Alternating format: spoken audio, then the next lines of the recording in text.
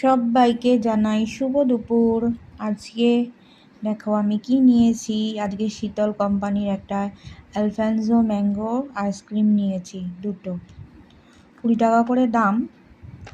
তো খেয়ে দেখি এটা কেমন। এটা আজকে প্রথমবার ট্রাই করব। শীতলের অনেকগুলো আইসক্রিম খেয়েছি, যদিও ভালো লেগেছে, কিন্তু তখন আর ভিডিওগুলো করা হয়নি। তো এরপর দেখাবো। আজকে এটা খেয়ে দেখি কেমন লাগছে। কেমন লাগছে খেতে এটা? একদম আমের মতো খেতে, আর চারিদিকটা পুরো বরফে জমে গেছে।